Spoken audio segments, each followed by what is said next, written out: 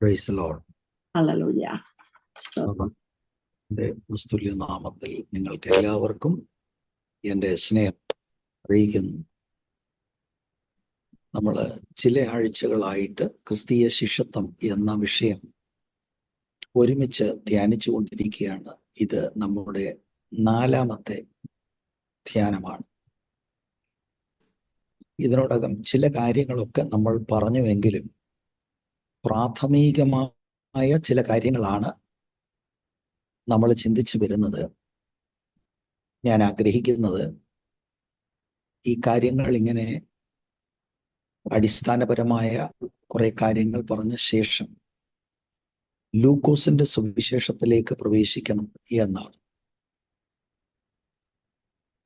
നമ്മൾ ഇതിനോടകം ചിന്തിച്ചതാണ് നമ്മുടെ വാഴ്ത്തപ്പെട്ട കർത്താവിൻ്റെ പരസ്യ ശുശ്രൂഷ സമയങ്ങളിൽ അവിടുന്ന് എല്ലാവരും വിളിച്ചത് എന്നെ അനുഗമിക്കുക എന്ന് പറഞ്ഞാണ്. ചില തർജ്ജിമകളിൽ, പ്രത്യേകിച്ച് ഇംഗ്ലീഷിൽ, follow me and be my disciple. അപ്പൊ കർത്താവ് കോൺസ്റ്റന്റായി അവിടുത്തെ പരസ്യ ശുശ്രൂഷയിൽ ആളുകളെ ശിഷ്യത്വത്തിലേക്കാണ് വിളിച്ചതായിട്ട് നമുക്ക് സുവിശേഷങ്ങളിൽ കാണുവാനായിട്ട് കഴിയുന്നത്. കർത്താവിനെ അനുഗമിക്കുക എന്ന വാക്കുകൊണ്ട് അർത്ഥമാക്കുന്നത് കർത്താവ് പഠിപ്പിച്ച കർത്താവിൻ്റെ ടീച്ചിങ്സിനെ പ്രായോഗികമാക്കുക എന്നും കർത്താവ് ജീവിച്ച ആ ജീവിത ശൈലി നമ്മൾ അനുകരിക്കുക എന്നതുമാണ് ആ വാക്കുകൊണ്ട് ഉദ്ദേശിക്കുന്നത്. അപ്പൊ കർത്താവാണ് നമ്മുടെ മാതൃക. നമ്മൾ എങ്ങനെ ജീവിച്ചാൽ പിതാവാം ദൈവത്തെ നമുക്ക് പ്രസാദിപ്പിക്കാൻ കഴിയും എന്നുള്ളതിന് നമ്മുടെ മാതൃകയായി നമ്മൾ കർത്താവിനെയാണ് അനുഗമിക്കുന്നത്. അതുകൊണ്ടാണ് നമ്മൾ ഈ ശിഷ്യത്വ പാഠങ്ങൾ പഠിച്ചുകൊണ്ടിരിക്കുന്നത്.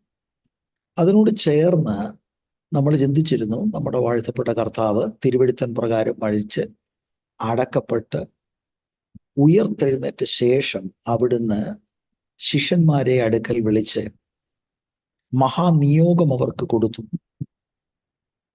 ആ മഹാനിയോഗത്തിൽ സുവിശേഷീകരണത്തിന് പ്രാധാന്യതയുണ്ട്.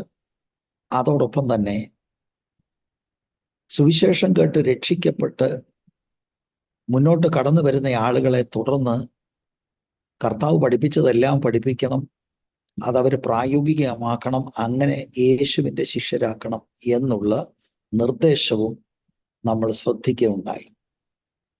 ഈ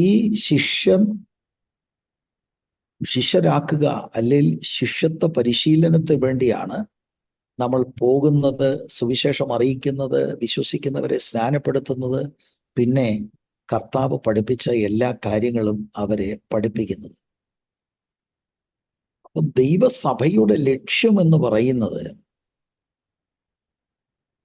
ശിഷ്യരെ ഉളവാക്കുക എന്നതാണ്. നമ്മളതൊക്കെ ചിന്തിച്ചതാണ്. ഞാനൊന്ന് റിഫ്രഷ് ചെയ്യാൻ പറയുന്നു എന്ന് മാത്രമേ ഉള്ളൂ. പല ചർച്ചകളിലും അങ്ങനെ ഒരു ക്രമീകൃതമായ പഠനം ഇല്ല എന്നുള്ളത് നമുക്കറിയാം. അത് ആ അനുഭവങ്ങൾക്കൊരു മാറ്റമുണ്ടായി. നമ്മുടെ ഈ പഠനങ്ങൾ നമുക്ക് ആ നിലയിലേക്ക് മുന്നോട്ട് പോകുവാൻ പ്രചോദനമായിരിക്കട്ടെ. അപ്പം സഭയുടെ ലക്ഷ്യം ശിഷ്യരെ ഉളവാക്കുക. എന്താണ് ശിഷ്യന്റെ ലക്ഷ്യം? ശിഷ്യന്റെ ലക്ഷ്യം എന്ന് പറയുന്നത് യേശുക്രിസ്തുവിന്റെ സ്വഭാവത്തോട് അനുരൂപമാകുക എന്നതാണ്. അത് ഒരു ദിവസം കൊണ്ടോ 10 വർഷം കൊണ്ടോ നടക്കുന്നതല്ല. രക്ഷിക്കപ്പെട്ട അന്ന് മുതൽ ക്രിസ്തുവിന്റെ സ്വഭാവത്തോട് എല്ലാ ദിവസവും നാം അനുരൂപം ആയിക്കൊണ്ടേയിരിക്കണം. അങ്ങനെ അനുരൂപമായിക്കൊണ്ടിരിക്കുന്ന ആളുകൾ ഒരു ദിവസം കർത്താവിനെ താൻ ഇരിക്കുന്നത് പോലെ കാണും. അന്ന് പൂർണ്ണമായി അവനെ പോലെയാകും എന്നതാണ് തിരുവെഴുത്തിൽ നിന്ന് നമുക്ക് ധ്യാനിപ്പാനായിട്ട് കഴിഞ്ഞത്. അപ്പൊ ക്രിസ്തു ശിഷ്യന്റെ ലക്ഷ്യമെന്ന് പറയുന്നത് എല്ലാ ദിവസവും യേശുവിനെ പോലെ ആയിക്കൊണ്ടേയിരിക്കുക. അപ്പൊ പുതിയ ജനനം ഒരു തുടക്കമാണ്. ക്രിസ്തീയ ജീവിതത്തിന്റെ തുടക്കമാണ് ദ ന്യൂ ബർത്ത്. ഞാൻ ചില കാര്യങ്ങളൊക്കെ ഈ റാഡിക്കലായിട്ട് പറയുമ്പോൾ ഒരു കൺഫ്യൂഷനോ മിസ്അണ്ടർസ്റ്റാൻഡിങ് ഉണ്ടാകരുത്. അനേക ആളുകൾക്ക് ഈ ന്യൂ ബർത്ത് എക്സ്പീരിയൻസ് ഇല്ല എന്നുള്ളത് ഒരു യാഥാർത്ഥ്യമാണ്. പ്രത്യേകിച്ച് അങ്ങനെയുള്ളവരുടെ അംഗസംഖ്യ കൂടി വരുന്ന ഒരു കാലഘട്ടത്തിലാണ്. ആ ന്യൂ ബർത്തിന്റെ അനുഭവം ക്രിസ്തീയ ജീവിതത്തിന്റെ തുടക്കമാണ്. അതൊരു ന്യൂ ലൈഫിലേക്ക് നമ്മളെ കൊണ്ടുവരികയാണ്. പുതിയ ജനനം, പുതിയ ജീവിതത്തിന്റെ തുടക്കമായിട്ട് നമ്മൾ കാണും. ആ പുതിയ ജീവിതം എന്ന് പറയുന്നത് to be conformed to the nature of Christ. അപ്പൊ അതിനൊരു തുടക്കം ആവശ്യമാണ്. ആ തുടക്കം ദ ന്യൂ ബർത്ത്. അവിശ്വാസിയായ ഒരു മനുഷ്യന് ഇത് കേട്ടുകൊണ്ടിരിക്കാം എന്നതിൽ കവിഞ്ഞ് ഒരിക്കലും ക്രിസ്തുവിന്റെ സ്വഭാവത്തോട് അനുരൂപമാകുവാനുള്ള ആന്തരിക കപ്പാസിറ്റി ഒരു അവിശ്വാസിക്ക് ഇല്ല എന്ന് നാം അറിയണം. 1 യോഹന്നാൻ 2:6 ഇതിനോടകം ഒക്കെ നമ്മൾ ചിന്തിച്ചതാണ്. അവനിൽ വസിക്കുന്നു എന്ന് പറയുന്നവൻ അവൻ നടന്നതുപോലെ നടക്കേണ്ടതാകും. എന്നാൽ ഇവിടെയാണ് ഇന്നത്തെ സ്റ്റഡി നമ്മൾ ഒന്ന് മുന്നോട്ട് കൊണ്ടുപോകാൻ ഒരു പുതിയ ഒരു ചിന്തയിലേക്ക് ഞാൻ നിങ്ങളെ നടത്താൻ ആഗ്രഹിക്കുന്നത്. ഓക്കെ, നമ്മൾ ഇത് 4ാമത്തെ സെഷനാണ്. ആദ്യത്തെ 3 സെഷനുകളിൽ ഗ്രേറ്റ് കമ്മീഷനിൽ അത് പറയുന്നു, കർത്താവിൻ്റെ പരസ്യ ശുശ്രൂഷയിൽ ഈ ആഹ്വാനമാണ് കൊടുക്കുന്നത്. ഇതൊക്കെ നമ്മൾ ചിന്തിച്ചു. അതൊക്കെ നിങ്ങൾ എഗ്രി ചെയ്യുന്നുണ്ട് എന്ന് ഞാൻ വിചാരിക്കട്ടെ. പക്ഷെ നിങ്ങൾ ചിന്തിച്ചിട്ടുണ്ടോ ഇത് പ്രായോഗികമാണ്? യേശുവിനെ പോലെ നമ്മൾ അനുരൂപമാകണം, യേശുവിൻ്റെ സ്വഭാവത്തോട് അനുരൂപമാകണം എന്നൊക്കെയുള്ള ചിന്ത കേൾക്കാൻ സുഖമായി, ഇത് പ്രസംഗിക്കാനും ഈസിയാണ്. പക്ഷേ ഇസ് ദാറ്റ് റിയലി പോസിബിൾ? അത് പ്രാക്ടിക്കലാണ്. നിങ്ങളത് ചിന്തിച്ചിട്ടുണ്ടോ എന്ന് എനിക്കറിയില്ല. കാരണം പെട്ടെന്ന് നമ്മുടെ മനസ്സിൽ ഉണ്ടാകാൻ സാധ്യതയുള്ള ചിന്ത യേശു തമ്പുരാൻ ദൈവമാണ്, അപ്പം യേശുവിൻ്റെ സ്വഭാവത്തോട് അനുരൂപമാകുക എന്ന് പറഞ്ഞാൽ ഇത് എത്രത്തോളം പ്രാക്ടിക്കലാകും? Is the perfect one. അവിടെ നമ്മുടെ ചിന്ത ഒന്ന് ദൈവവചനത്തിലേക്ക് ശ്രദ്ധിക്കേണ്ടത് ആവശ്യമാണ്. യേശുക്രിസ്തുവിന്റെ വ്യക്തിത്വത്തെക്കുറിച്ച് നമുക്ക് ഒരു അറിവ് ഉണ്ടാകണം. അനേക ആളുകൾ ഇങ്ങനെയുള്ള ബൈബിൾ ടീച്ചിങ് ശ്രദ്ധിക്കുമ്പോൾ ന്യായമായി അവരുടെ ഉള്ളത്തിൽ വരാൻ സാധ്യതയുള്ളത്, ഇതീ പറയുന്നത് ഓക്കെ ബൈബിളിൽ അങ്ങനെ എഴുതിയിട്ടുണ്ട്, പക്ഷെ നമുക്ക് എല്ലാത്തിനും ഒരു ലോജിക്കില്ലേ, ഇത് നടക്കുമോ? അപ്പൊ അതിനൊരു മറുപടി പറയുവാനാണ് ഞാൻ താല്പര്യപ്പെടുന്നത്. അത് നമ്മുടെ ഉള്ളത്തിൽ ഡീപ്പ് റൂട്ടഡ് ആയിട്ട് പതിയണം. അല്ലെങ്കിൽ നമുക്ക് കേൾക്കാം, നമ്മൾ നോട്ട് എഴുതിയെടുക്കും, എന്നിട്ട് നമുക്ക് അറിയാമെന്ന് നമ്മൾ ചിന്തിക്കും. പക്ഷെ ആക്ച്വലി നമ്മുടെ ഉള്ളത്തിൽ റിയൽ ഫെയ്ത്തിൽ നമ്മൾ ശരിയായിട്ടത് വിശ്വസിച്ച് ഒരിക്കലും അത് പ്രായോഗികമായി സാധ്യമാണ് എന്ന ആ ചിന്തയിലേക്ക്, അനുഭവത്തിലേക്ക് നമ്മൾ വരികയില്ല. അപ്പൊ യേശുക്രിസ്തുവിന്റെ വ്യക്തിത്വം, ക്രിസ്തു ശാസ്ത്രം നമ്മൾ അല്പമായിട്ട് ഒന്ന് മനസ്സിലാക്കണം. ക്രിസ്തു ശാസ്ത്രം എന്ന് ഞാനൊരു പ്രയോഗം ഇവിടെ പറഞ്ഞു. അതിൻ്റെ അർത്ഥം ഇത്രയേ ഉള്ളൂ: യേശുക്രിസ്തുവിനെ കുറിച്ച് ധ്യാനിക്കുക, പഠിക്കുക എന്നതാണ്. പ്രധാനമായി കർത്താവിനെ കുറിച്ച് 2 അതിപ്രധാന കാര്യമാണ് നമ്മൾ ചിന്തിക്കേണ്ടത്. ഒന്ന്, യേശുക്രിസ്തുവിന്റെ വ്യക്തിത്വം, ദ പേഴ്സൺ ഓഫ് ക്രൈസ്റ്റ്. 2, യേശു കർത്താവിന്റെ ശുശ്രൂഷ അല്ലെങ്കിൽ the work of Christ. The person of ക്രൈസ്റ്റിൽ നമ്മൾ പഠിക്കുമ്പോൾ യേശു ആരാണ് എന്ന ചോദ്യത്തിന് മറുപടിയായി വളരെ കൃത്യമായി ദൈവവചനത്തിൽ നിന്ന് നമുക്ക് മനസ്സിലാക്കണം. പുതിയ നിയമത്തിലെ വെളിപ്പാട് യേശു കർത്താവ് 100% ദൈവമാണെന്ന് അപ്പോൾ തന്നെ പുതിയ നിയമത്തിന്റെ വെളിപ്പാട് പറയുന്നത് അവിടുന്ന് 100% മനുഷ്യനുമാണെന്നാണ്. ഇതാണ് new testament revelation about the person of Christ. അപ്പം നമ്മളെ സംബന്ധിച്ചിടത്തോളം യേശുക്രിസ്തുവിന്റെ ദൈവത്വത്തെ നമ്മൾ ഒരിക്കൽ പോലും ചോദ്യം ചെയ്തിട്ടില്ലാത്തവരാണ്. എവിടെയെങ്കിലും ആരെങ്കിലും അത് സംബന്ധിച്ച് എന്തെങ്കിലും വചനവിരുദ്ധമായ കാര്യങ്ങൾ പറഞ്ഞാൽ നമ്മൾ പെട്ടെന്ന് അതിനെ ഖണ്ഡിക്കും. കാരണം നമ്മൾ അത് റെക്കഗ്നൈസ് ചെയ്യുന്നു. അതൊരു നോൺ നെഗോഷ്യബിൾ ഡോക്ട്രിനാണ്. നമ്മളെല്ലാവരും, ഇന്നെന്നെ കേട്ടുകൊണ്ടിരിക്കുന്ന എല്ലാവരും, ഞാൻ ഉൾപ്പെടെ, we believe in the deity of Jesus Christ. അതിനകത്ത് ഒരു തർക്കവും നമുക്കില്ല. ഞാൻ ഇന്ന് അത് സംബന്ധിച്ച് ഒരല്പം പറയുമെങ്കിലും എൻ്റെ പ്രധാനപ്പെട്ട ലക്ഷ്യമെന്ന് പറയുന്നത് ഇതുപോലെ പ്രധാനപ്പെട്ട യേശുക്രിസ്തുവിന്റെ പേഴ്സണിൽ നമ്മൾ മനസ്സിലാക്കേണ്ടത് അവിടുന്ന് 100% മനുഷ്യനുമാണ്.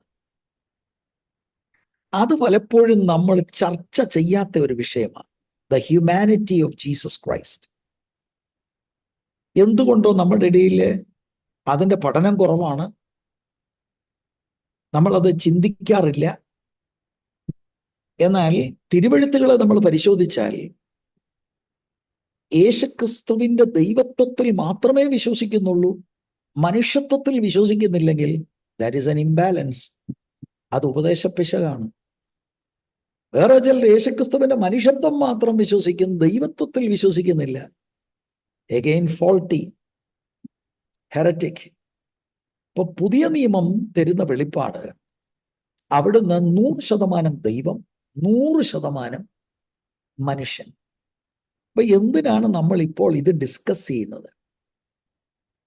യേശുക്രിസ്തുവിന്റെ ശിഷ്യനായി യേശുക്രിസ്തുവിന്റെ സ്വരൂപത്തോടനുരൂപമാകണം, യേശുവിന്റെ ലൈഫ് സ്റ്റൈല് പ്രാക്ടീസ് ചെയ്യണം എന്ന് പറയുമ്പോൾ നാം അർത്ഥമാക്കുന്നത് അവിടുന്ന് മനുഷ്യനായി ഈ ഭൂമിയിൽ ജീവിച്ചു.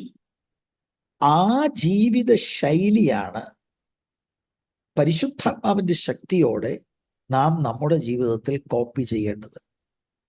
Unless and until we are not sure about the doctrine of the humanity of Jesus Christ, നമ്മൾ എപ്പോഴും നമ്മുടെ മനസ്സിൽ വരും, ഇത് സാധ്യമാണ്, ഇത് സാധ്യമാണ്. നമ്മളിൽ ഒരാളെപ്പോലെ തന്നെ ഈ ഭൂമിയിൽ നമ്മുടെ വാഴ്ത്തപ്പെട്ട കർത്താവ് 100% മനുഷ്യനായി ജയകരമായ ജീവിതം അവിടുന്ന് കാഴ്ചവെച്ചു. അതാണ് പുതിയ നിയമത്തിന് പറയാനുള്ളത്. അപ്പോൾ തന്നെ അവിടുന്ന് 100% ദൈവമാണ്, യാതൊരു തർക്കവുമില്ല. അപ്പൊ ഹ്യൂമാനിറ്റി ഓഫ് ജീസസ് ക്രൈസ്റ്റ് നമ്മൾക്ക് വളരെ കൃത്യമായി മനസ്സിലാക്കണം. ഞാൻ അവിടേക്കാണ് പോകുന്നത്. അപ്പോൾ തന്നെ കർത്താവിൻ്റെ പ്രവർത്തനങ്ങൾ, ദ വർക്ക് ഓഫ് ക്രൈസ്റ്റ്, അത് പ്രധാനമായും കാൽവറി ക്രൂശിലെ അവിടുത്തെ യാഗ മരണത്തോടുള്ള ബന്ധത്തിൽ. അത് മാത്രമല്ല, പാപം കൂടാതെയുള്ള അവിടുത്തെ ജീവിതമുണ്ട്, അപ്പോൾ തന്നെ അവിടുത്തെ യാഗ മരണം. അപ്പോൾ കർത്താവായ യേശുക്രിസ്തുവിന്റെ ജഡാവതാരം, അവിടുത്തെ പാപപരിഹാരത്തിനുള്ള യാഗമരണം, ഇതെല്ലാം ക്രിസ്തീയ വേദശാസ്ത്രത്തിന്റെ അടിത്തറയാണ്. അപ്പൊ ക്രിസ്തു ശാസ്ത്രത്തിലെ പ്രധാനപ്പെട്ട 2 കാര്യമാണ് ഞാൻ പറഞ്ഞത്. ഒന്ന്, the person of Christ. 2, the work of Christ.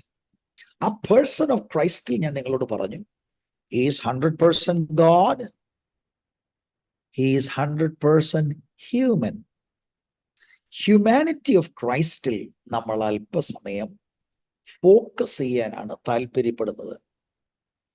ആ ഹ്യൂമാനിറ്റി ഓഫ് ക്രൈസ്റ്റ് ശരിക്കും നമ്മൾ മനസ്സിലായാൽ നമ്മളെ വല്ലപ്പോഴെങ്കിലും നമ്മുടെ ഏകാഗ്രത ക്രിസ്തുവിനെ അനുഗമിക്കുന്നതിൽ നിന്ന് പതറിപ്പിക്കുന്ന ആ ചിന്തകളെ നമുക്ക് അതിജീവിക്കാൻ കഴിയും. എങ്ങനെയാണ് നമ്മുടെ ഏകാഗ്രതയ്ക്ക് ഭംഗം വരുന്നത്? ഇത് പറയാനൊക്കെ ഈസിയാ, അങ്ങനെ ആർക്ക് ജീവിക്കാൻ കഴിയും? പിന്നെ വേറെ ചിലർക്ക് അങ്ങ് ആവേശത്തിൽ അവർ ജീവിക്കും. അങ്ങനെ ജീവിക്കുന്നവർ വല്ലതും ഉണ്ടോ? ആര് ജീവിച്ചില്ലെങ്കിലും ദൈവവചനം ഇതാണ് പറയുന്നത്, നമുക്ക് ജീവിക്കാൻ ഏൽപ്പിച്ചു കൊടുക്കാം.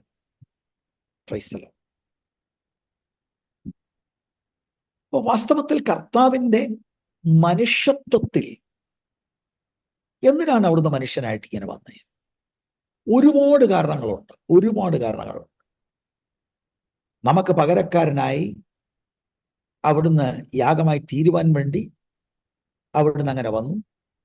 പിതാവിനെ നമുക്ക് വെളിപ്പെടുത്തുവാൻ അവിടുന്ന് അങ്ങനെ വന്നു. എന്നാൽ നമ്മുടെ വിഷയത്തോടുള്ള ബന്ധത്തിൽ നമ്മുടെ ജീവിതത്തിനൊരു എക്സാമ്പിളായി, ഒരു പാറ്റേണായി നമ്മളെ കാണിക്കുവാൻ അവിടുന്ന് മനുഷ്യനായി ഈ താണഭൂമിയിൽ കടന്നു വന്നു. ആ ജീവിതമാണ് ശരിക്കും ദൈവം നാം എങ്ങനെ ജീവിക്കണം എന്ന് ആഗ്രഹിക്കുന്നു എന്നത് ഇലസ്ട്രേറ്റ് ചെയ്യുന്നു. It is our Lord's life in his humanity. അപ്പൊ അവിടുന്ന് നമ്മുടെ രക്ഷകനാണ്, സംശയമില്ല. അപ്പോൾ തന്നെ ഈ ഭൂമിയിൽ രക്ഷിക്കപ്പെട്ട ഒരു ദൈവപൈതൽ എങ്ങനെ ജീവിക്കണം എന്നുള്ളതിൻ്റെ മാതൃകയുടെയാണ് കർത്താവായ യേശുക്രിസ്തുവിന്റെ ആ മനുഷ്യത്വത്തിലുള്ള ജീവിതം. അപ്പം അവിശ്വാസികളായ ആളുകളോട് ബൈബിളിന് പറയാനുള്ളത്, നിങ്ങൾ കർത്താവായ യേശുക്രിസ്തുവിൽ വിശ്വസിക്കണം, കർത്താവിന്റെ യാഗമരണത്തിൽ വിശ്വസിക്കണം. എന്നാൽ രക്ഷിക്കപ്പെട്ട ദൈവമക്കളോടുള്ള ദൂത് അവിടുത്തെ കാൽച്ചുവടുകൾ പിൻപറ്റണം. Follow the example of Jesus Christ as revealed in the gospels. അപ്പൊ കർത്താവിന്റെ ഈ മനുഷ്യത്വം, ഹ്യൂമാനിറ്റി ഓഫ് ജീസസ്, ദൈവത്വം പോലെ തന്നെ പ്രധാനപ്പെട്ടതാണ് എന്ന് ഞാൻ ഒരു പ്രാവശ്യം കൂടെ ആവർത്തിച്ച് പറയുകയാണ്. അപ്പൊ അവിടുന്ന് 100% ദൈവമായിരുന്നു, അപ്പോൾ തന്നെ അവിടുന്ന് 100% മനുഷ്യനാണ്. എങ്ങനെയാണ് 100% മനുഷ്യനും 100% ദൈവവും തമ്മിൽ ഇങ്ങനെ കോ എക്സിസ്റ്റ് ചെയ്യുന്നത് ഒരു വ്യക്തിയിൽ? എനിക്ക് ഇന്ന് വരെ അതിനൊരു കൺഫ്യൂഷൻ ഉണ്ടായിട്ടില്ല. അതിന്റെ കാരണം ബൈബിള് പറയുന്ന വെളിപ്പാട് ഞാൻ അതുപോലെ സ്വീകരിക്കുക. എനിക്ക് വേറെ ചോദ്യങ്ങളില്ല. How does that work? എൻ്റെ ഈ കൊച്ചു ബുദ്ധിയില് അതിൻ്റെ എല്ലാ ന്യൂആൻസസും ഗ്രഹിപ്പാൻ എൻ്റെ പരിമിതിയിൽ എനിക്ക് സാധ്യമല്ല. പക്ഷെ ബൈബിൾ ദൈവത്തിന്റെ വചനമാണെന്ന് ഞാൻ വിശ്വസിക്കുന്നു. ബൈബിൾ മുന്നോട്ട് വെക്കുന്ന ഈ വെളിപ്പാട് ചോദ്യം ചെയ്യാതെ ഞാൻ സ്വീകരിക്കുന്നു. He is 100% man and 100% God. അതൊരു ബിബ്ലിക്കൽ ഫാക്റ്റാണ്, വെളിപ്പാടാണ്. നമ്മുടെ ഫൈനൈറ്റ് മൈൻഡിന് ചിലപ്പോൾ അതെല്ലാം കോംപ്രിഹെൻഡ് ചെയ്യാൻ കഴിഞ്ഞില്ല എന്ന് വരാം. അതുകൊണ്ടാണ് ദൈവവചനത്തിലൂടെ നമ്മൾ കാര്യങ്ങൾ മനസ്സിലാക്കി നമ്മൾ മുന്നോട്ട് പോകേണ്ടത്. ഞാൻ ഇവിടെ ദ പേഴ്സൺ ഓഫ് ജീസസ് ക്രൈസ്റ്റിന് ഒരു ഡെഫിനേഷൻ തരാം. എൻ്റെ ഹൃദയത്തിൽ എനിക്ക് ഏറ്റവും സ്വീകാര്യമായി തോന്നിയത്, യേശുക്രിസ്തു ഒരു വ്യക്തിയിൽ തന്നെ പൂർണ്ണ ദൈവവും പൂർണ്ണ മനുഷ്യനുമായിരുന്നു, എന്നേക്കും അങ്ങനെ ആയിരിക്കും. He was fully God and fully man in one person and will be so forever. മനുഷ്യത്വത്തിനൊരു തുടക്കമുണ്ടായിരുന്നു എന്നുള്ളത് സത്യമാണ്. പക്ഷേ ആ 100% ദൈവം 100% മനുഷ്യൻ എന്ന നിലയിൽ അങ്ങനെ തന്നെ ആയിരിക്കും എന്നേക്കും. എന്നതാണ് ബൈബിൾ മുന്നോട്ട് വെക്കുന്ന വെളിപ്പാട്. അപ്പൊ നിത്യനായ ദൈവത്തിന്റെ പുത്രൻ, പിതാവായ ദൈവത്തിന്റെ നിത്യപുത്രൻ, ത്രിത്വത്തിലെ രണ്ടാമത്തെ വ്യക്തിക്ക് ആദിയും അവസാനവും ഇല്ല. As the eternal son, no beginning, no end. എന്നാൽ ജഡാവതാരം ചെയ്ത ദാവീദിന്റെ സന്തതിയായി വന്ന മറിയയുടെ മകൻ മശിയായിക്ക് he had a beginning എന്നുള്ളത് നമുക്കറിയാം. കന്യകാ ജനനത്തിലൂടെയാണ്. ലൂക്കോസ് 1:26 മുതലുള്ള വാക്യങ്ങളിൽ നമുക്കത് കാണുവാൻ കഴിയുമല്ലോ. കന്യകാ ജനനത്തിലാണ് ഈ മനുഷ്യ പ്രകൃതം ഡിവിനിറ്റിയോട് ചേരുന്നതായിട്ട് നമ്മൾക്ക് കാണുവാനായിട്ട് കഴിയുന്നത്. അപ്പൊ ഞാനിത് വളരെ കെയർഫുള്ളായിട്ട് ഇത് പറയുന്നതിൻ്റെ കാരണം, നമ്മൾ ഇന്ന് ചിന്തിക്കുന്നത് വേദശാസ്ത്രപരമായ കാര്യങ്ങളാണ്. അപ്പൊ അത് നമ്മൾ അല്പം ശ്രദ്ധിച്ച് മനസ്സിലാക്കേണ്ടതാണ്. ചെറിയ ചെറിയ വാക്കുകൾ പോലും മാറിപ്പോയാൽ മറ്റ് ചില അർത്ഥങ്ങളൊക്കെ വരും. കഴിവുള്ളിടത്തോളം അങ്ങനെയുള്ള കാര്യങ്ങൾ അവോയ്ഡ് ചെയ്യാൻ ഒരു ശ്രമത്തിലാണ് ഞാൻ. അപ്പം 100% Jesus is God. We have no questions about it. And 100% he is human. The Bible says so. It is revealed in the Bible. And therefore we have no questions about it. Hypostatic union എന്ന് പറയും. ഒരു വ്യക്തിയിൽ രണ്ട് പ്രകൃതം.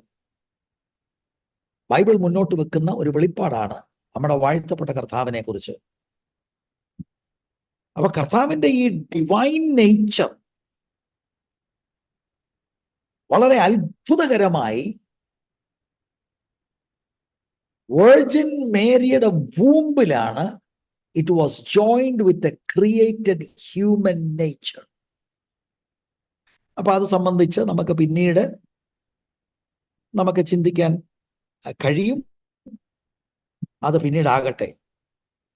അപ്പൊ അങ്ങനെ ദൈവത്തിന്റെ പുത്രനായ യേശു കർത്താവ് ഒരു കംപ്ലീറ്റ് ഹ്യൂമൻ നേച്ചർ എന്ന് പറയുമ്പോൾ മനുഷ്യ പ്രകൃതത്തിനുള്ള എല്ലാ ലിമിറ്റേഷൻസും ഉൾക്കൊണ്ടുകൊണ്ട്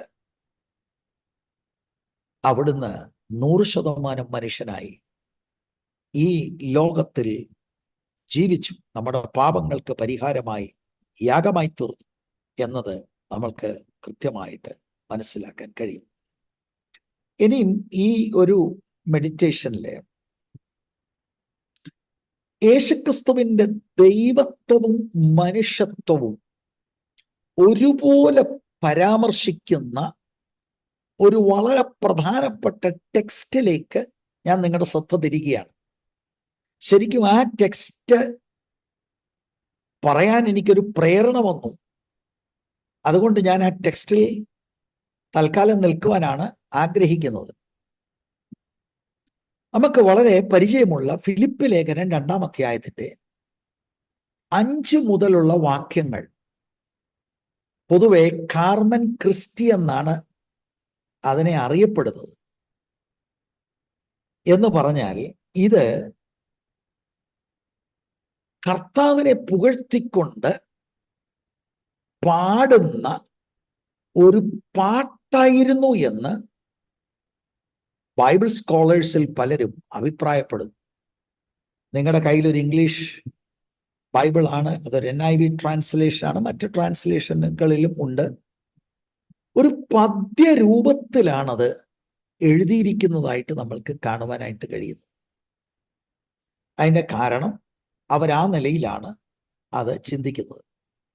അപ്പൊ യേശുക്രിസ്തുവിന്റെ ഡിവൈൻ നേച്ചറും ഹ്യൂമൻ നേച്ചറും, അങ്ങനെ ഈ രണ്ട് നേച്ചേഴ്സ് മുന്നോട്ട് കൊണ്ടുവരുന്ന അല്ലെങ്കിൽ പുറത്തു കൊണ്ടുവരുന്ന ഒരു ഏറ്റവും പ്രധാനപ്പെട്ട ബൈബിളിലെ ഒരു പാസേജാണ്. അപ്പൊ 5-ാം വാക്യം മുതൽ അത് നമ്മൾ വായിച്ചു തുടങ്ങിയാൽ ഇവിടെ ശിഷ്യത്വ പാഠവും ഉണ്ട്. ശിഷ്യത്വ പാഠവും ഉണ്ട്. യേശുക്രിസ്തുവിന്റെ ദൈവത്വവും യേശുക്രിസ്തുവിന്റെ മനുഷ്യത്വം കൂടെ പരാമർശിക്കുന്നുമുണ്ട്. അങ്ങനെ എല്ലാം കൂടെ ഉൾപ്പെട്ട ഒരു പാസേജാണ്. 5-ാം വാക്യത്തില് ക്രിസ്തുവേശുവിലുള്ള ഭാവം തന്നെ നിങ്ങളിലും ഉണ്ടായിരിക്കട്ടെ. അവിടെ തന്നെ നമുക്ക് മനസ്സിലായി, it's a call to disciples to follow this pattern.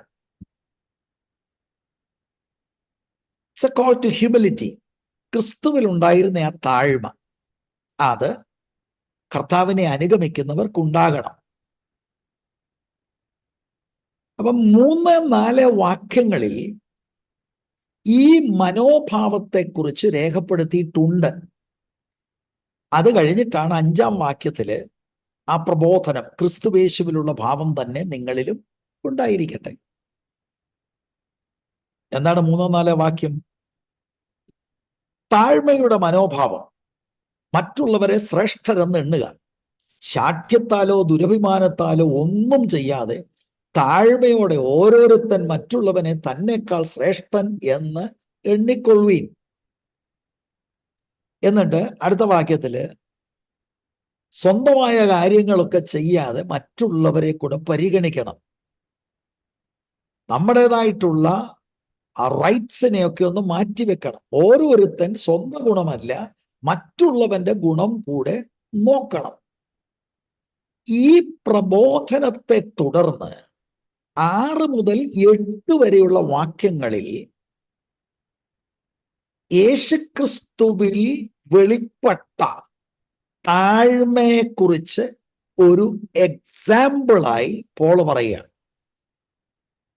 പ്രബോധനം പറഞ്ഞു കഴിഞ്ഞ് നമ്മളെ അത് മനസ്സിലാക്കാൻ ക്രിസ്തുവിന്റെ സ്വഭാവം കാണിക്കുകയാണ്. അങ്ങനെയാണ് നമ്മൾ ഇത് മനസ്സിലാക്കേണ്ടത്. അപ്പൊ 6 മുതൽ 8 വരെയുള്ള വാക്യങ്ങളിൽ യേശുവിന്റെ ഇൻകാർണേഷൻ, അവിടുന്ന് മനുഷ്യനായി വന്നു എന്നുള്ളതും യേശു കർത്താവിന്റെ യാഗമരണവും, ഈ 2 കാര്യങ്ങൾ താഴ്മ എങ്ങനെ ഇരിക്കുമെന്ന് വിശദീകരിക്കുവാനായി തൻ്റെ പ്രബോധനത്തിന് ഒരു ഇലസ്ട്രേഷനായി പോൾ ഉപയോഗിക്കുകയാണ്. മനസ്സിലാകുന്നു എന്ന് ഞാൻ വിശ്വസിക്കട്ടെ. 6, 7, 8 വാക്യം ആദ്യം ഒന്ന് ഞാൻ വായിക്കാം.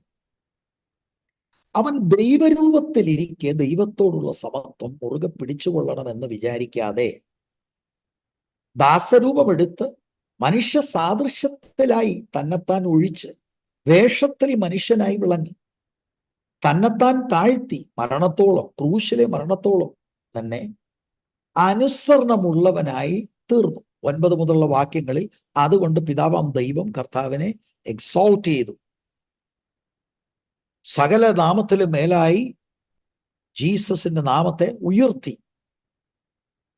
അപ്പൊ 6 മുതൽ 8 വരെയുള്ള വാക്യങ്ങൾ ഞാൻ പറഞ്ഞല്ലോ, ഒറിജിനലി ഇത് ഒരു ഹിംന്, ഒരു പാട്ട്,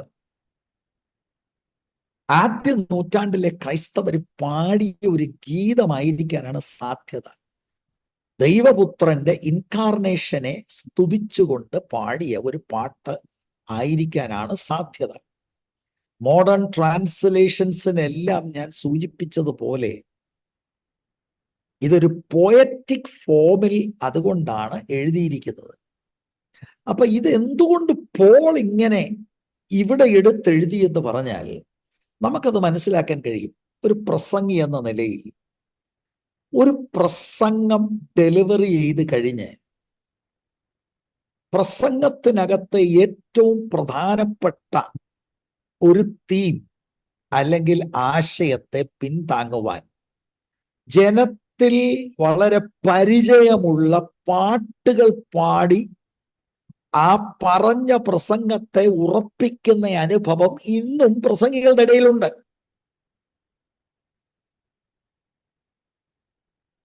ഇവാഞ്ചലിസം പ്രസംഗം അങ്ങോട്ട് കഴിഞ്ഞ് I have decided to follow Jesus, എല്ലാവർക്കും അറിയാവുന്ന പാട്ട്. അത് ഇന്ന പാട്ട് പുസ്തകത്തിലുണ്ടെന്നൊന്നും പറയണ്ട, അത് എല്ലാവർക്കും അതറിയാം.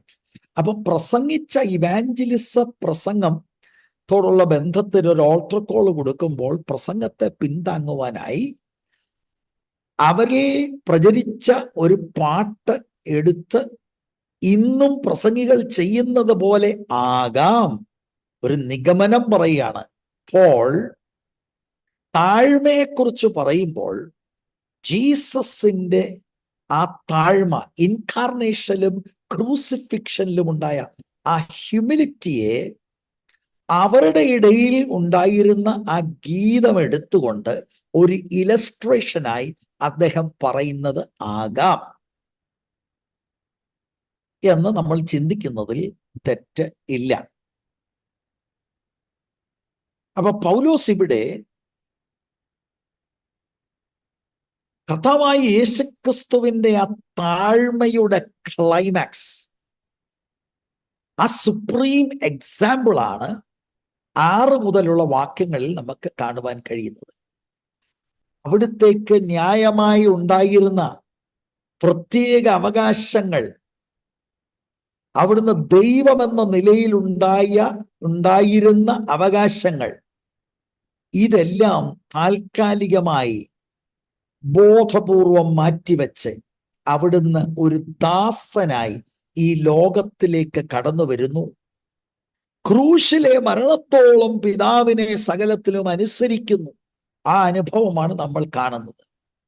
അപ്പം ഈ പാസേജ് പോൾ കൊണ്ടുവരാൻ കാരണം അന്നത്തെ ക്രൈസ്തവരെ, ഫിലിപ്പിയിലുള്ള ക്രൈസ്തവരെ, ദൈവസഭയിലുള്ളവരെ,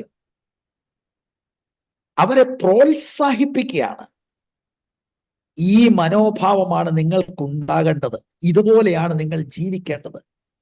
മറ്റുള്ളവരെ സേവിക്കാനുള്ള താഴ്മയുടെ സമാനതകളില്ലാത്ത ഉദാഹരണമാണ് ഇവിടെ പറയുന്നത് 6 മുതലുള്ള വാക്യങ്ങളിൽ. അപ്പൊ ഇത് നമ്മുടെ പ്രധാന വിഷയം യേശുക്രിസ്തുവിന്റെ ഹ്യൂമാനിറ്റി ആണെങ്കിലും നമ്മൾ പഠിക്കുന്ന വിഷയത്തോടുള്ള ബന്ധത്തിൽ ഇതുകൂടെ പരിഗണിക്കണമെന്ന് ഞാൻ ചൂണ്ടിക്കാണിക്കുകയാണ്. ഒരു ശിഷ്യൻ എന്ന നിലയിൽ ഈ താഴ്മയാണ് എന്നിൽ കാണേണ്ടത്. വിശ്വാസികളുടെ താഴ്മയുടെ ഏറ്റവും ശക്തമായ പ്രചോദനം തരുന്ന വാക്കുകളാണ് നമ്മൾ ഈ പാസേജിൽ കാണുന്നത്. കർത്താവിന്റെ മോഡലിൽ നമുക്ക് കാണാൻ കഴിയുന്നത്. അപ്പൊ ശിഷ്യന്മാരെന്ന നിലയിൽ യേശുക്രിസ്തുവിന്റെ ഈ താഴ്മയാണ് നമ്മൾ കോപ്പി ചെയ്യേണ്ടത്. അപ്പൊ അത് നമ്മളെ സംബന്ധിച്ചോളം നമ്മൾ ഈ വിഷയം പഠിച്ചുകൊണ്ടിരിക്കുമ്പോൾ അതിന്റെ ഭാഗമായിട്ട് തന്നെ നമ്മൾ അത് പരിഗണിക്കണം. പിന്നീട് സംഭവങ്ങൾ ഞാൻ എടുത്ത് പിന്നീട് നമ്മുടെ ക്ലാസ്സുകൾ മുന്നോട്ട് പോകുമ്പോൾ പറയാം. എന്റെ മനസ്സിലേക്ക് ഓടി വരുന്നത് ജോൺ ചാപ്റ്റർ 13 ശിഷ്യന്മാരുടെ കാല് കഴുകുന്നു. യൂദാസ് ഉൾപ്പെടെയുള്ള ആളുകളുടെ കാല് കഴുകുന്നു. അവിടുത്തെ ഹ്യൂമിലിറ്റി നമുക്ക് കാണാൻ കഴിയും. ഇങ്ങനെ വ്യത്യസ്തമാകുന്ന പാസേജുകളിൽ നിന്ന് പിന്നീട് നമുക്ക് ഇതൊക്കെ പഠിക്കാമെങ്കിലും 3, 4, 5 ഈ വാക്യങ്ങളിൽ നിന്ന് ശരിക്കും ഈ കാർമൻ ക്രിസ്റ്റി എന്ന ഈ പാട്ട് എഴുതാൻ മുഖാന്തരമായി തീർന്നത് ദൈവസഭയിലുള്ളവർ യേശുവിൻ്റെ ഈ മോഡൽ കോപ്പി ചെയ്യണം എന്നത് പറയാൻ വേണ്ടിയാണ്. ഒരു നിമിഷം ഇവിടെ നിന്നേ. ഇങ്ങനെ ഹ്യൂമിലിറ്റി രക്ഷിക്കപ്പെട്ട് അനുദിനം കർത്താവിനെ അനുഗമിക്കുന്ന ഒരു സ്ത്രീ, ഒരു പുരുഷൻ, ഈ മോഡൽ ഓഫ് ക്രൈസ്റ്റ്, ഈ ഹ്യൂമിലിറ്റി ആത്മാവിന്റെ ശക്തിയോടെ ഇത് ദൈനംദിന ജീവിതത്തിൽ പ്രായോഗികമാക്കിയാൽ, പ്രിയരെ ശ്രദ്ധിക്കണം, കുടുംബ വഴക്ക് പിന്നെ ഉണ്ടോ?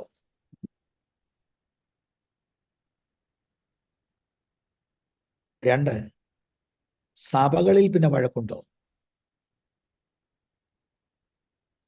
നമ്മൾ മനസ്സിലാക്കണം, ജീസസ് ഇസ് ഗോഡ് എന്ന് പറഞ്ഞാൽ ഈ വലിയ ഹൈറ്റിൽ നിന്നാണ് is coming down as a man, as A servant.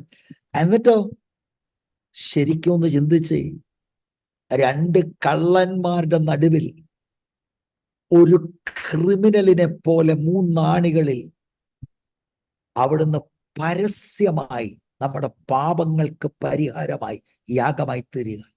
He came down, തന്നെത്താൻ താഴ്ത്തി, അല്ലാതെ വേറെ ആരും താഴ്ത്തിയൊന്നുമല്ല. ഈ മനോഭാവം ഭാര്യയിൽ ഉണ്ടായിരുന്നെങ്കിൽ, ഭർത്താവിൽ ഉണ്ടായിരുന്നെങ്കിൽ, രണ്ടുപേർക്കും അല്ലേ, ആർക്കെങ്കിലും ഒരാൾക്കുണ്ടായിരുന്നെങ്കിൽ, എൻ്റെ പ്രിയരെ, ഒരു ഡിവോഴ്സും നടക്കത്തില്ല, ഒരു വഴക്കും നടക്കത്തില്ല. ഇപ്പൊ പ്രശ്നം എന്താ? പ്രശ്നം പലരും രക്ഷിക്കപ്പെട്ടവരല്ല. ഇനി രക്ഷിക്കപ്പെട്ടെന്ന് അവകാശം പറയുന്ന പലരും ക്രിസ്തുവിന്റെ അനുയായികളല്ല. It is as simple as that. പക്ഷെ അങ്ങനെ നമുക്ക് കേൾക്കാൻ ഇഷ്ടമല്ല. നമ്മൾ കൂടി ആത്മീയരാണ് എന്നൊക്കെ പറഞ്ഞ് നമ്മൾ നമ്മുടേതായിട്ടുള്ള കാര്യങ്ങളിൽ കറങ്ങി നിൽക്കും. ഈ വചന പഠന പരമ്പര അനേക കുടുംബങ്ങളിൽ വിടുതൽ സംഭവിക്കാൻ ഇടയായിത്തീരട്ടെ എന്ന് ഞാൻ പ്രാർത്ഥിക്കുകയാണ്. പാർട്ട്ണറിനെ കറക്റ്റ് ചെയ്യുന്നതിന് പകരം you humble yourself. That's all. ഇന്ന് വഴക്ക് തീരാനുള്ളതേ ഉള്ളൂ. ഒരു കൗൺസിലറിനെയും കാണണ്ട. കുടുംബക്കോടതി ചെല്ലുക, കുടുംബ കൗൺസിലിനെ കണ്ട് ഭർത്താവിൻ്റെ കുറ്റമെല്ലാം പറയുക, ഭർത്താവ് കണ്ട് ഭാര്യയുടെ എല്ലാം കൂടെ പറയുക. എന്നിട്ട് പിന്നീടുള്ള പ്രശ്നം ഇതാ, അതെല്ലാം എന്തിനാ പറഞ്ഞത്, ശരിയായില്ലയോ? ആദ്യം പറയാൻ രണ്ടുപേരും കൂടെ ചെന്നു, പിന്നെ ബഹളം ഉണ്ടാക്കുന്നതിന് എന്തിനാ അത്രയും പറഞ്ഞു? അപ്പൊ this is never ending. This is never ending. ഒരു വിഷയവുമില്ലല്ലോ. തന്നെത്താൻ താഴ്ത്തുക. Humbling yourself. Who is your model? It is not any pastor. It is not another believer. It is our Lord Jesus Christ himself. നാം claim ചെയ്യുകയാണ്, oh I am a born again Christian and I am following Christ എന്ന് പറഞ്ഞേച്ച് നമ്മുടെ ജീവിതത്തിൽ അൺക്രൈസ്റ്റ് like behaviour വരുന്നത് എത്ര ലജ്ജാകരമാണ്. ഇത് തന്നെയല്ലേ സഭകളിൽ നടക്കുന്ന ഡിനോമിനേഷൻ തലപ്പത്തിരി. എന്താ ഈ വഴക്ക്? എന്താണ് ഈ പ്രശ്നം? What is wrong? Just one thing, we are on a different track. അത്രേ ഉള്ളൂ. യേശുക്രിസ്തുവിന്റെ ഈ ഹ്യൂമിലിറ്റി നമ്മെ ചലഞ്ച് ചെയ്യട്ടെ പ്രിയരെ. ഇനി 6-ാം വാക്യം നിങ്ങൾ നോക്കിയ ഒരു പദപ്രയോഗം. അവൻ, അതായത് യേശു കർത്താവ്, ദൈവരൂപത്തിൽ ഇരിക്കെ. ഇംഗ്ലീഷിൽ എങ്ങനെയാണ്? Form of God. ഈ ദൈവരൂപത്തിൽ എന്ന് പറഞ്ഞാൽ എന്താ? അതുപോലൊക്കെ തോന്നും, ദൈവം പോലെ എന്നതാണോ? Or really does that mean that he is really God? In the form of God. ഇംഗ്ലീഷിലെ ഫോം എന്ന് പറയുമ്പോഴേ നമുക്കൊരു മിസ്അണ്ടർസ്റ്റാൻഡിങ് ഉണ്ടാകാൻ സാധ്യതയുണ്ട്. ബാഹ്യമായിട്ട് അതുപോലൊക്കെ ഇരിക്കുന്നു. അപ്പൊ ഇത് ശരിക്കും മനസ്സിലാക്കണം. യേശുവിന്റെ ദൈവത്വവും മനുഷ്യത്വവും കൃത്യമായി പാസേജിൽ നിന്ന് മനസ്സിലാക്കുക മാത്രമല്ല, യേശുവിൻ്റെ ആ ഹ്യൂമിലിറ്റി അനുഗമിക്കുവാൻ ഇടയായി തീരുകയും വേണം. അപ്പൊ ദൂരവീക്ഷണത്തോടെയാണ് ഞാൻ ഈ ഹ്യൂമാനിറ്റി ഓഫ് ക്രൈസ്റ്റ് കേന്ദ്രീകരിക്കാൻ താല്പര്യപ്പെടുന്നത്. കാരണം പിന്നീട് നമ്മൾ പഠിക്കുന്ന പാഠമെല്ലാം ഇതേ ബേസ് ചെയ്ത. ഇതിനെക്കുറിച്ച് നമുക്ക് തിട്ടമില്ലെങ്കിൽ there is a possibility that we can be distracted. മുന്നോട്ട് പോകുമ്പോൾ നമ്മുടെ മനസ്സിൽ വരുന്നത് ഇതൊക്കെ എന്തുവാ ഈ പറയുന്നത്? അപ്പൊ അങ്ങനെ സംഭവിക്കാതിരിക്കാൻ ജീസസ് നമുക്ക് എക്സാമ്പിളായി 100% അവിടുത്തെ മനുഷ്യത്വത്തിൽ അവിടുന്ന് പിതാവിന് പ്രസാദകരമായി ജീവിച്ചു. നമുക്ക് അങ്ങനെ ജീവിക്കാനുള്ള ആഹ്വാനമാണ് തരുന്നത്. Which is only possible by the power of the Holy Spirit. And again I say, don't limit Holy Spirit to speaking in tongues only. It is to live the Christian life. ദൈവരൂപത്തിൽ. ഇനി അതിനകത്തുനിന്ന് ദൈവം എന്ന പ്രയോഗം, the word God എന്ന് പറഞ്ഞാൽ ആ പാസേജിൽ തന്നെ നിങ്ങൾ നോക്കിയാൽ 11ാമത്തെ വാക്യത്തിലേക്ക് വരുമ്പോൾ എല്ലാ നാവും യേശുക്രിസ്തു കർത്താവ് എന്ന് പിതാവായ ദൈവത്തിന്റെ മഹത്വത്തിനായി ഏറ്റുപറയുകയും ചെയ്യേണ്ടി വരും. അപ്പൊ ആ കോണ്ടെക്സ്റ്റിൽ തന്നെ ഞാൻ 9 മുതൽ വായിക്കാം. അതുകൊണ്ട് ദൈവവും അവനെ ഏറ്റവും ഉയർത്തി സകല നാമത്തിലും മേലായ നാമം നൽകി. അങ്ങനെ യേശുവിന്റെ നാമത്തിങ്കൽ സ്വർലോകരുടെയും ഭൂലോകരുടെയും അധോലോകരുടെയും മുഴങ്കാലൊക്കെയും മടങ്ങുകയും എല്ലാ നാവും യേശു ക്രിസ്തു കർത്താവ് എന്ന പിതാവായ ദൈവത്തിന്റെ മഹത്വത്തിനായി ഏറ്റുപറയുകയും ചെയ്യേണ്ടി വരും.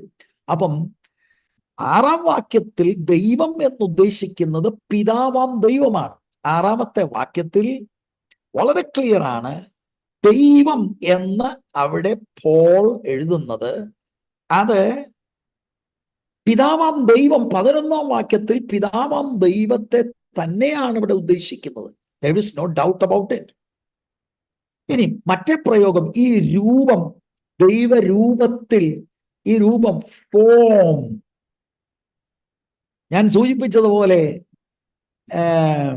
ദൈവത്തെ പോലെ, പോലെ, ലൈക്ക് ഗോഡ് എന്ന അർത്ഥം മാത്രമേ ഉള്ളൂ എന്ന് പറഞ്ഞാൽ ദിവ്യം കൂടെയാ, ദിവ്യമാ, അതുപോലെയൊക്കെ എന്ന അർത്ഥമേ ഉള്ളൂ.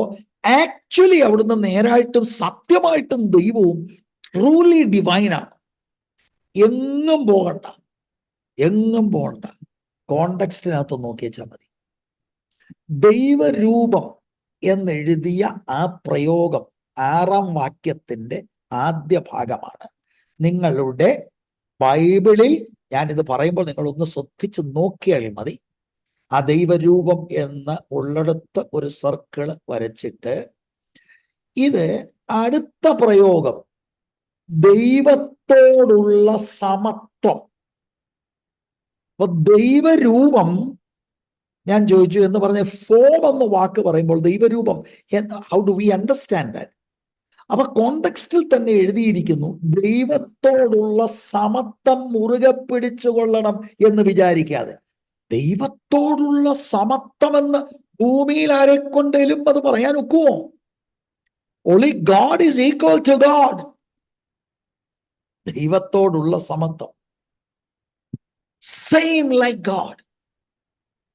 അപ്പൊ നോക്കിയ കോണ്ടെക്സ്റ്റ് നമ്മൾ മനസ്സിലാക്കുമ്പോൾ തന്നെ ദൈവരൂപത്തിൽ എന്ന് പറയുമ്പോൾ കേവലം എക്സ്റ്റേണൽ രൂപം മാത്രമല്ല, ഹി ഈസ് ട്രൂലി ഗോഡ്. ദൈവത്തോടുള്ള സമത്വം. ഇനി 6ാം വാക്യത്തിന്റെ 3ാം ഭാഗം, മുറുകെ പിടിച്ചുകൊള്ളണമെന്ന് വിചാരിക്കാതെ എന്ന്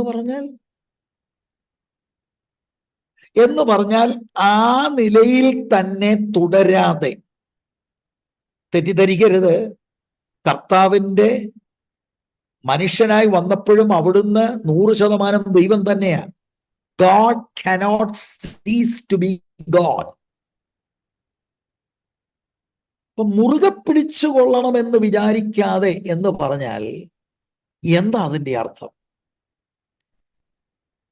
അതിന്റെ അർത്ഥം സംതിങ് ടു ഹോൾഡ് ഓൺ,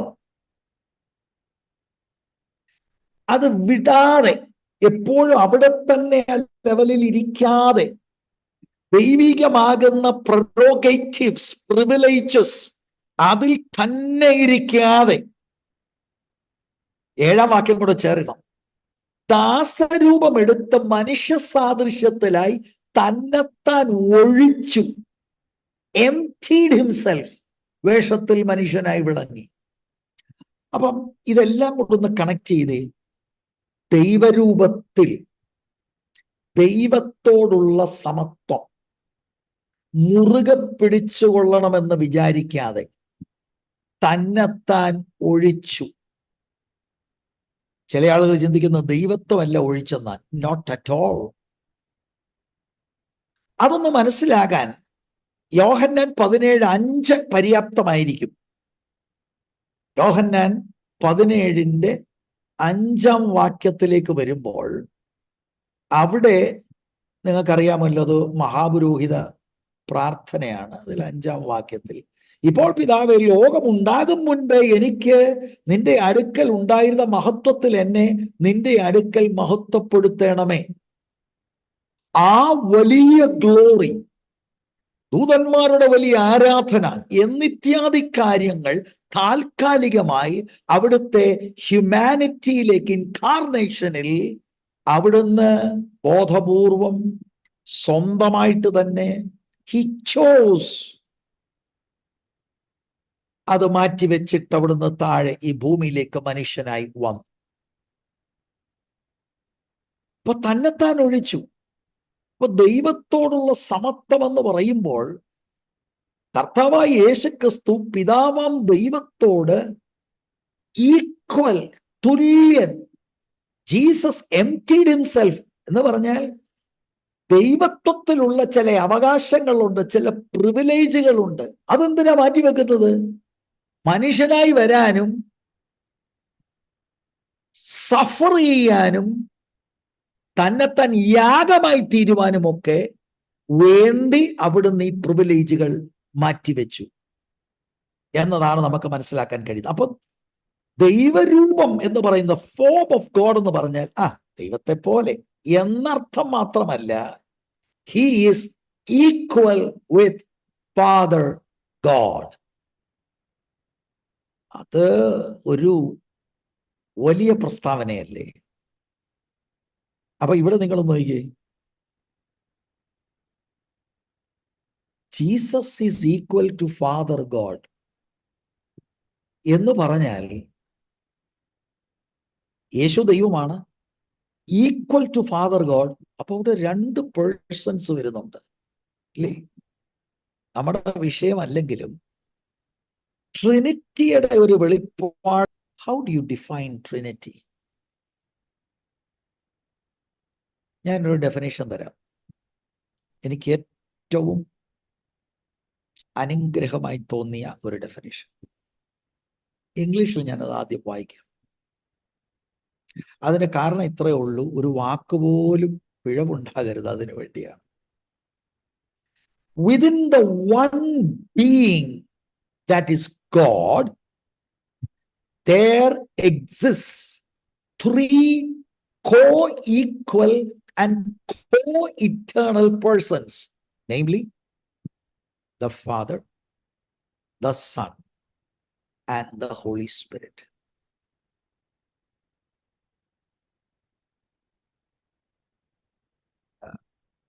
അപ്പൊ ട്രിനിറ്റി ചിലർക്ക് ഭയങ്കര വിഷമമാണ് അത് ഉൾക്കൊള്ളാൻ.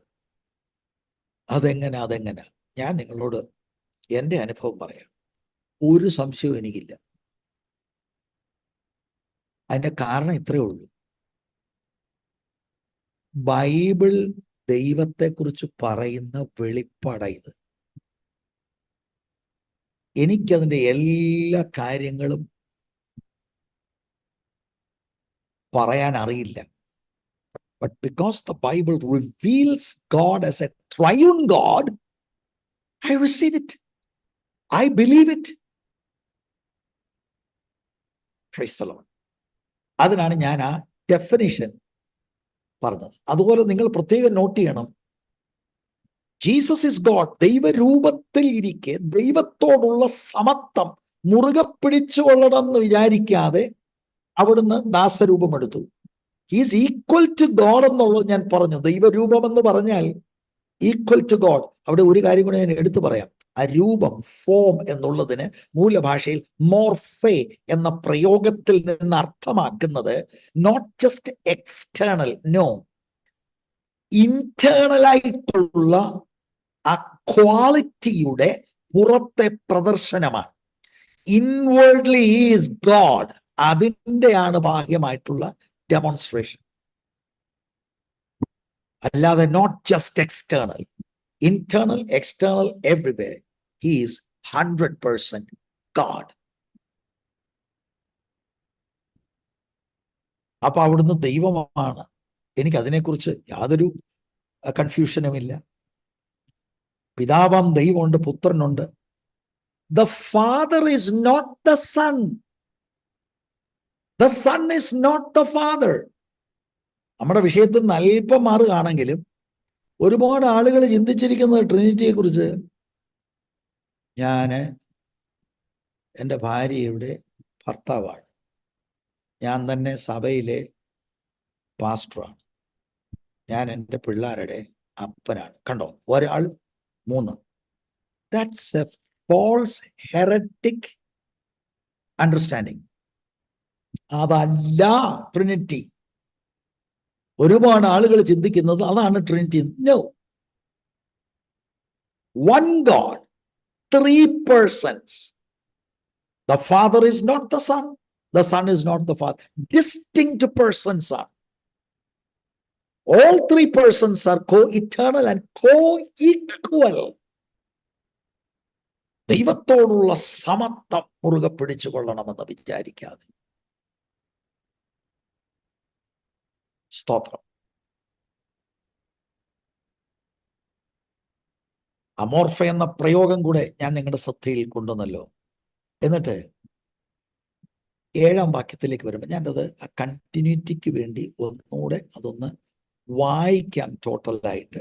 കാരണം ഈ പ്രയോഗം, ആ ഫോം എന്നുള്ളത് പിന്നെയും ആവർത്തിക്കുന്നുണ്ട്. അവിടെയാണ് നമ്മൾ ഹ്യൂമാനിറ്റിയുടെ കാര്യം മനസ്സിലാക്കേണ്ടത്. 6 മുതലുള്ള വാക്യങ്ങൾ. അവൻ, യേശു കർത്താവ്, ദൈവരൂപത്തിലിരിക്കെ ദൈവത്തോടുള്ള സമത്വം മുറുകെ പിടിച്ചു കൊള്ളണം എന്ന് വിചാരിക്കാതെ ദാസരൂപം, അവിടെ ദാസരൂപം, നേരത്തെ ദൈവരൂപം. അപ്പൊ ദൈവരൂപം ടോട്ടലി 100% ഈസ് ഗോഡ് ആണെങ്കിൽ, ദാസരൂപം എന്ന് പറഞ്ഞാൽ he just looked like a human. No, 100% അവിടുന്ന് ഹ്യൂമൻ ആയിരുന്നു. അമോർഫ എന്ന പദപ്രയോഗം അതാണ് നമുക്ക് ബോധ്യം തരുന്നത്. ദാസരൂപമെടുത്ത് മനുഷ്യ സാദൃശ്യത്തിലായി തന്നെത്താൻ ഒഴിച്ചു, വേഷത്തിൽ മനുഷ്യനായി വിളങ്ങി, തന്നെത്താൻ താഴ്ത്തി, മരണത്തോളം, ക്രൂശിലെ മരണത്തോളം തന്നെ അനുസരണമുള്ളവനായി തീർന്നു. പിതാവിനെ അനുസരിക്കേണ്ടതിന് തന്നെത്താൻ ഒഴിച്ചു, പ്രിവിലേജസ്, പ്രൊറോഗേറ്റീവ്സ് മാറ്റിവെച്ചു. അല്ലെങ്കിൽ കർത്താവിന്റെ ത്യാഗ ജീവിതവും ത്യാഗമരണവും സാധ്യമല്ല. അവിടുന്ന് അപ്പോൾ തന്നെ ദൈവമാണ്.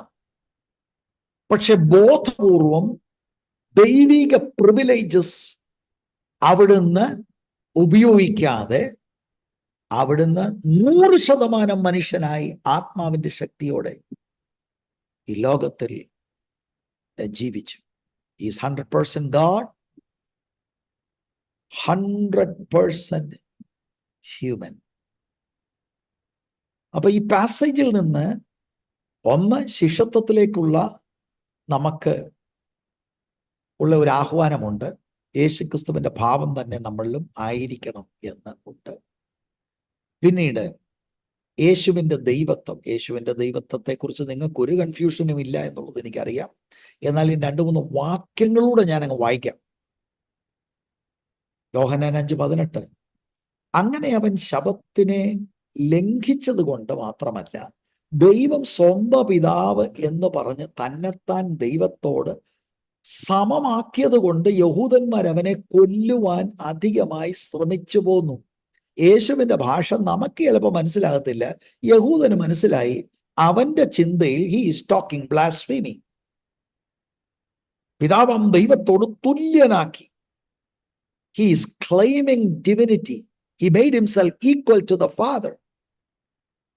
കൊലോസ്യർ 2:9 ദൈവമക്കൾക്ക് അറിയാമെന്ന വാക്യമാണ്. അവനിലല്ലോ ദൈവത്തിന്റെ സർവസമ്പൂർണതയും ദേഹരൂപമായി വസിക്കുന്നത്. കൊലോസ്യർ 1:15. അവൻ അദൃശ്യനായ ദൈവത്തിന്റെ പ്രതിമയും സർവ സൃഷ്ടിക്കും ആദ്യജാതനും ആകുന്നു. ഹെബ്രായ ലേഖനം 1 മുതൽ 3 വരെയൂടെ നിങ്ങൾ നോട്ട് ചെയ്യുക. ഇവിടെയും ക്രിസ്തുവിൻ്റെ ആ ഇക്വാളിറ്റി വിത്ത് ദ ഫാദർ നമുക്ക് കാണുവാനായിട്ട് കഴിയും. അപ്പം ശിഷ്യൻ എന്ന നിലയിൽ ഹ്യൂമിലിറ്റി ഓഫ് ജീസസ് കോപ്പി ചെയ്യണം. അതിന് ഒരു ഇലസ്ട്രേഷനാണ് ജീസസിന്റെ ഇൻകാർണേഷൻ ആൻഡ് ക്രൂസിഫിക്ഷൻ. നമ്മളത് എടുത്തിരിക്കുന്ന ഈ ഇൻകാർണേഷനും ക്രൂസിഫിക്ഷനിലും he is God, there is no doubt. Again ഫിലിപ്പിയർ 2:6 അത് വളരെ കൃത്യമാണ്. He is equal with the father. But ആ ഈക്വൽ വിത്ത് ദ ഫാദർ ആയിരുന്ന നമ്മുടെ വാഴ്ത്തപ്പെട്ട കർത്താവ് ഹീ ഈസ് ഓൾവേസ് ഈക്വൽ. അവിടുന്ന് 100% മനുഷ്യനായി. He took on human nature in the virgin birth. എന്നിട്ട് 33.5 തിരുവയസ്സ് 100% മനുഷ്യനായി. ഇങ്ങനെ ഞാൻ പറയുമ്പോൾ എപ്പോഴും ഓർക്കണം, അതിൻ്റെ അർത്ഥം he is still 100% God. കാരണം ദൈവത്തിന് ദൈവമല്ലാതിരിക്കാൻ ഒരു കാരണവശാലും ഒരു കാലത്തും സാധ്യമല്ല. അപ്പോൾ തന്നെ he is 100% man. ഹ്യൂമാനിറ്റിയുടെ എല്ലാ ലിമിറ്റേഷൻസും അവിടത്തേക്കുണ്ടായിരുന്നു. അപ്പോൾ തന്നെ ഞാൻ ഇവിടെ ഒരു സൂചന തരാം. ജീസസിന്റെ ഹ്യൂമാനിറ്റിയിൽ he did not have the sinful nature that we have. Why is that? Because he was conceived by the Holy Spirit. അതുകൊണ്ട് ആദാമിലുള്ള ആ പാപ സ്വഭാവം ട്രാൻസ്ഫർഡ് ആയിട്ടില്ല. അപ്പൊ നമ്മുടെ ഉള്ളിൽ സിൻഫുൾ നേച്ചർ ഉണ്ട്, ജീസസിന് അതില്ല എന്ന കാര്യം നമ്മൾ മനസ്സിലാക്കുക. Praise the Lord. അപ്പൊ ഞാന് എൻ്റെ വാക്കുകൾ ഇവിടെ ഒന്ന് കൺക്ലൂഡ് ചെയ്യാൻ ശ്രമിക്കുമ്പോൾ ഇന്ന് ഇച്ചിരി നമ്മൾ സ്ട്രോങ് തിയോളജിക്കൽ ആയിട്ടുള്ള വാക്കുകൾ ഒക്കെ നമ്മൾ ശ്രമിച്ചു. ഇത് നമ്മുടെ ഉള്ളത്തിൽ അങ്ങ് അരക്കിട്ടുറയ്ക്കണം. എന്നെ അനുഗമനത്തിന് വിളിക്കുമ്പോൾ ഇത് മനുഷ്യനായ ക്രിസ്തു ജീവിച്ച് കാണിച്ചു. അതുകൊണ്ടൊരു ഇംപോസിബിൾ സിറ്റുവേഷൻ അല്ല. യേശുവിൻ്റെ മനുഷ്യത്വത്തിൽ ആത്മശക്തിയോടെ അവിടുന്ന് നമുക്ക് മുൻപായി ജീവിച്ചു. നമ്മളോട് പറയാ എൻ്റെ ഈ സ്റ്റെപ്പ് വഴി വാ. അപ്പൊ അവിടുന്ന് ദൈവമാണോ? യെസ്. പക്ഷെ മനുഷ്യത്വത്തിലാണ് നമ്മുടെ എക്സാമ്പിൾ. സ്തോത്രം. നമുക്കും പരിശുദ്ധാത്മാവിനെ തന്നിരിക്കുന്നു to lead a Christ like life. അപ്പോഴാണ് നമ്മൾ പരിശുദ്ധാത്മാവിനെ പ്രാപിച്ചെന്ന് പറയുന്നത്. എന്താ സിസ്റ്റർ അങ്ങനെ പറയാൻ കാര്യം? ഞാൻ അന്യഭാഷ പറയുന്നു.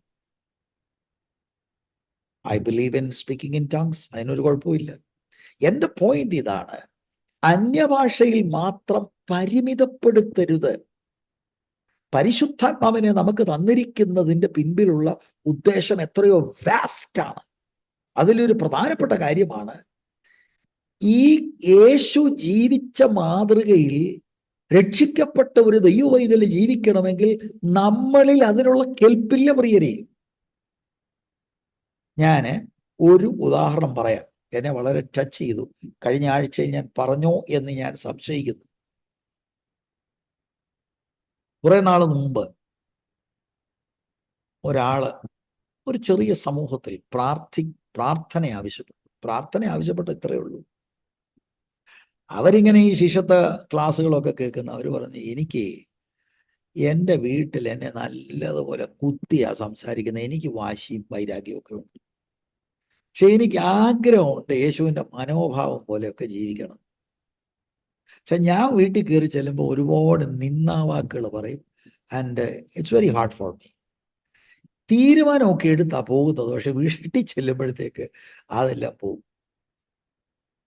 അപ്പൊ ആ കൊച്ചു സംഭവം, may be 6 or 7 people there, അവരെല്ലാം കൂടെ ആ പ്രിയപ്പെട്ടവൾക്ക് വേണ്ടി പ്രാർത്ഥിച്ചു.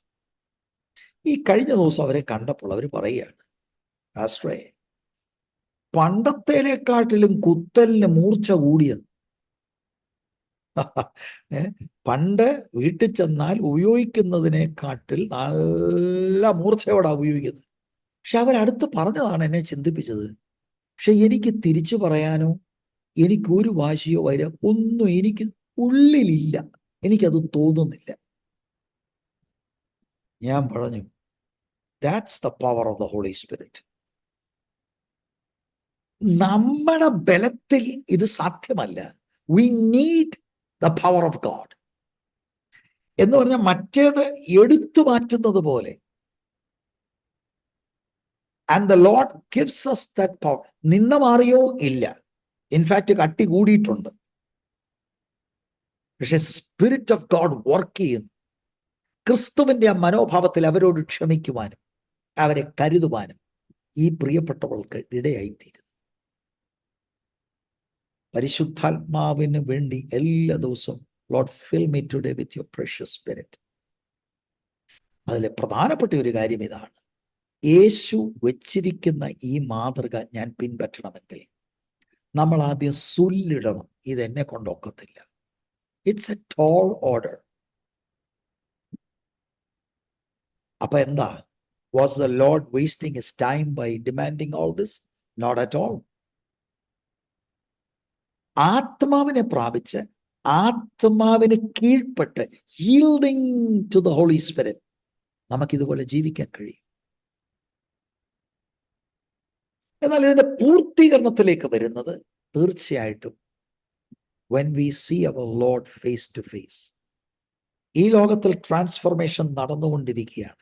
Every day something is happening. We are being transformed into the likeness of our Lord Jesus Christ in his humanity. കർത്താവ് ഈ വചനത്താൽ നിങ്ങളെ ഏവരെയും സഹായിക്കുകയും അനുഗ്രഹിക്കുകയും ചെയ്യട്ടെ. ഇത് പ്രസംഗിച്ചത് കൊണ്ട് ജീവിക്കാൻ ഒക്കത്തില്ല. I need the help of the Holy Spirit. പരസ്പരം നമുക്ക് പ്രാർത്ഥിക്കാം. ഈ വിഷയം വലുതായിട്ട് നമ്മൾ കണക്കെടുക്കണം. യേശുക്രിസ്തുവിന്റെ മനുഷ്യത്വം എന്നുള്ളത് അരക്കിട്ട് നമ്മുടെ അകത്തങ്ങ് ഉറയ്ക്കണം. അല്ലാതെ ദിസ് ഇസ് ഇമ്പോസിബിൾ, ഇത് ചുമ്മാ, ഇതാരെ കൊണ്ടൊക്കും, അങ്ങനെ ആരാണ്ട് ജീവിക്കുന്നവരുണ്ടോ? നമുക്ക് ചിലപ്പോൾ അറിയത്തില്ലായിരിക്കും ജീവിക്കുന്ന ആയിരക്കണക്കിന് ആളുകൾ.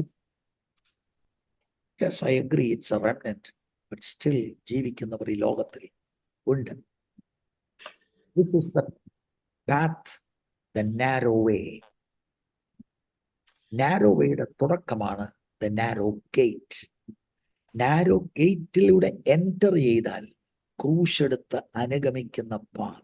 എൻ്റെ ഇഷ്ടം നടക്കരുത്, thy will be done in my life. That's the true Christian life.